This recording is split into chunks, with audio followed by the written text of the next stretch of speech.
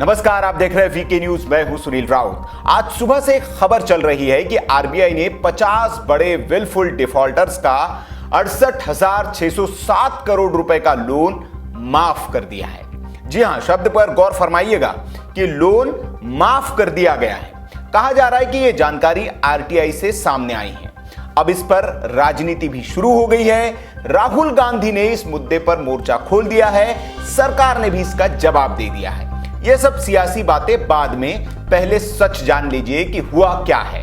दरअसल यह खबर सच है कि जानबूझकर कर्ज न चुकाने वाले 50 बड़े विलफुल डिफॉल्टर्स का कर्ज राइट ऑफ किया गया है, लेकिन माफ नहीं किया गया है। राइट ऑफ को हिंदी में कर्ज को बट्टे खाते में डालना कहते हैं। इसे आसान भाषा में आप ऐसे समझ सकते हैं कि यह अकाउंटिंग की एक प्रक्रिया होती है जिसमें आपके बही खाते में बहुत दिनों से लिखी आ रही कर्ज वाली रकम को, जो हर साल बढ़ रही है, को एक अलग बट्टे खाते में डाल दिया जाता है। लेकिन इसका मतलब यह नहीं होता कि कर्ज की वसूली ही बंद कर दी जाती है। यह प्रक्रिया शुरू रहती है और जब बैंक ये कर्ज वसूल कर लेते हैं तो उसे मुनाफे में दिखाया जाता है। तो सबसे पहली बात तो यह कि जो भ्रम फैलाया जा रहा है कि लोन माफ किया गया है, वो गलत है। लोन माफ नहीं किया गया, राइट ऑफ किया गया है। अब आते हैं इस पर हो रही राजनीति पर। इस भ्रम को बढ़ाते हुए कांग्रेस के मीडिया प्रभारी रणदीप सुरजेवाला ने कहा कि बैंक लुटेरों द्वारा पैसा लूटो, विदेश जाओ, लोन माफ कराओ, ट्रेवल एजेंसी का पर्दाफाश। भगोड़ों का साथ, भगोड़ों का लोन माफ बन गया है भाजपा सरकार का मूल मंत्र। यह ट्वीट रणदीप सुरजेवाला ने किया। इस ट्वीट की भाषा देखकर आप समझ सकते हैं कि रणदीप सुरजेवाला की सोच राजनीतिक रूप से कितनी दिवालिया हो चुकी है। इससे आगे बढ़ते हुए कांग्रेस के पूर्व अध्यक्ष और सांसद राहुल गांधी ने मोदी सरकार पर हमला बोला और ट्वीट करते हुए लिखा कि संसद में मैंने एक सीधा सा प्रश्न पूछा था, मुझे देश के 50 बड़े बैंक चोरों के नाम बताइए। वित्त मंत्री ने जवाब देने से मना कर दिया। अब रिजर्व बैंक ने नीरव मोदी, मेहुल चोकसी सहित भाजपा के मित्रों के नाम बैंक चोरों की लिस्ट में डाले हैं, इसलिए संसद में इस सच को छुपाया गया। राहुल ने यह सवाल किया ही था कि उनको जवाब भी मिलने लगे। सबसे पहले प्रकाश जावड़ेकर ने उन्हें जवाब देते हुए कहा, राहुल गांधी के इस आरोप से चकित हूं कि मोदी सरकार ने 65,000 करोड़ रुपए माफ कर दिए हैं। एक भी पैसा माफ नहीं किया गया है। कर्ज को बट्टे खाते में डालने का मतलब कर्ज माफ करना नहीं होता है। राहुल गांधी को चिदंबरम से कर्ज माफी और कर्ज को बट्टे खाते में डालने में अंतर समझने के लिए ट्यूशन लेना चाहिए। इसके बाद मैदान में उतरी वित्त मंत्री निर्मला सीतारमण और राहुल गांधी के बयान पर एक के बाद एक कई ट्वीट कर उनकी बोलती बंद करा दी। इसमें सीतारमण ने विजय माल्या से लेकर नीरव मोदी तक बीजेपी सरकार ने कर्ज वसूली के लिए क्या कदम उठाए, सबकी जानकारी एक एक कर दी। निर्मला सीतारमण ने पहले ट्वीट में लिखा कि नीरव मोदी केस 2,387 करोड़ रुपए से अधिक की अचल और चल संपत्ति जब्त, अटैचमेंट 1898 करोड़ रुपए और जब्ती 489.75 करोड़ रुपए। इसमें 961.47 करोड़ रुपए के विदेशी अटैचमेंट शामिल है। 53.45 करोड़ रुपए की लग्जरी वस्तुओं की नीलामी। नीरव ब्रिटेन जेल में है। सीतारमण ने फिर दूसरा ट्वीट किया, मेहुल चोकसी केस 1936.95 करोड़ रुपए के अटैचमेंट्स, जिसमें 67.9 करोड़ रुपए की विदेशी अटैचमेंट शामिल है। 597.75 करोड़ की जब्ती। रेड नोटिस जारी हुआ है। प्रत्यर्पण अनुरोध एंटीगुआ को भेजा गया। भगोड़े अपराधी के रूप में मेहुल चोकसी की घोषणा के लिए सुनवाई जारी है।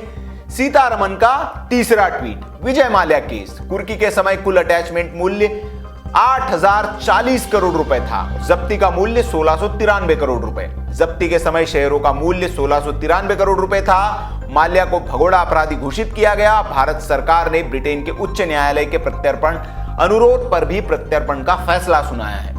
सीतारमण का ट्वीट नंबर 4, यह प्रधानमंत्री कार्यालय और नरेंद्र मोदी सरकार ही है जो इन विलफुल डिफॉल्टर्स पर नजर रखें। 9,967 रिकवरी सूट, 3,515 एफआईआर को आगे बढ़ा रही है और मामले में भगोड़ा संशोधन अधिनियम लागू कर रही है। नीरव मोदी, मेहुल चोकसी और विजय माल्या के मामलों में कुर्की और बरामदगी का कुल मूल्य 18,332.7 करोड़ रुपए है।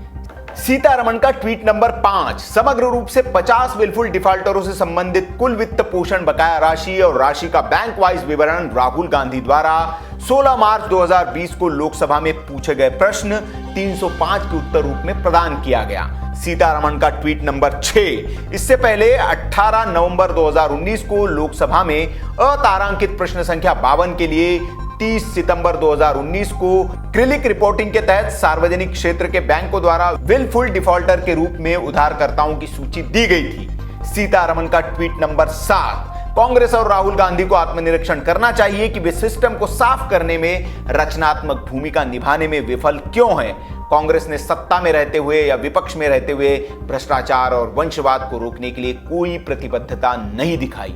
सीतारमण का ट्वीट नंबर 8। राहुल गांधी और रणदीप सुरजेवाला ने लोगों को भ्रामक तरीके से गुमराह करने का प्रयास किया है।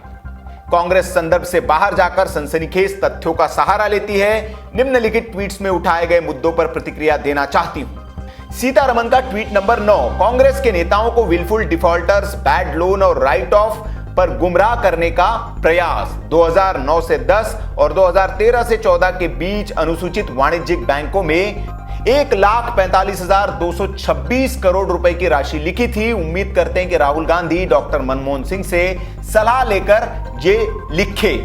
सीतारमण का ट्वीट नंबर 10। एनपीए के लिए प्रावधान आरबीआई द्वारा 4 साल के प्रावधान चक्र के अनुसार किए गए हैं। पूर्ण प्रावधान किए जाने पर बैंक पूरी तरह से प्रदान किए गए एनपीए को लिखते हैं, लेकिन उधारकर्ता के खिलाफ वसूली जारी रखते हैं। कोई ऋण माफ नहीं किया गया है। सीतारमण का ट्वीट नंबर 11। वे डिफॉल्टर्स जो भुगतान करने की क्षमता के बावजूद भुगतान नहीं करते हैं, उन्हें डिफॉल्टरों के रूप में वर्गीकृत किया जाता है। वे यूपीए की फोन बैंकिंग से लाभान्वित होने वाले अच्छी तरह से जुड़े हुए प्रमोटर हैं। सीतारमण का ट्वीट नंबर 12। रघुराम राजन के शब्दों को दोहराना सही होगा। 2006 से 8 की अवधि में बड़ी संख्या में बैड लोन की उत्पत्ति हुई। बहुत से लोन उन्हें दिए गए थे जिनका लोन न चुकाने का इतिहास रहा है। सार्वजनिक क्षेत्र के बैंकरों ने भी प्रवर्तकों को वित्त पोषण जारी रखा। आरबीआई ने ऋण देने की गुणवत्ता के बारे में बताया। आर राजन, स्रोत इंडिया टुडे, 11 सितंबर 2008। वित्त मंत्री के इस जवाब के बाद अब राहुल गांधी सियासी तौर पर ट्विटर पर क्वारंटीन हो गए हैं। न तो सुरजेवाला के पास कोई जवाब है, न राहुल के पास। लेकिन कांग्रेस अपने फैलाए इस भ्रम से लोगों को भ्रमित करने में कामयाब हो गई कि मोदी सरकार ने अमीरों का लोन माफ कर दिया है, जिसके बाद सोशल मीडिया पर तमाम तरह के लोग इसी तरह की बातें कर रहे हैं। लेकिन यह सच नहीं है। सच क्या है वो इस खबर में हमने आपको बताया है। तो खबर अगर आपको अच्छी लगी हो तो इसे लाइक करें, शेयर जरूर करें, ताकि जो ये फर्जी प्रोपेगेंडा फैला रहे हैं कि सरकार ने लोन माफ कर दिया है, उनको ये सच पता चल सके। और ऐसी खबरों के लिए आप हमारे चैनल को सब्सक्राइब कर लीजिए, बेल आइकन दबा दीजिए ताकि वीडियोस के नोटिफिकेशन आपको मिलते रहे। वीडियो देखने के लिए आपका बहुत बहुत आभार। जय हिंद, वंदे मातरम।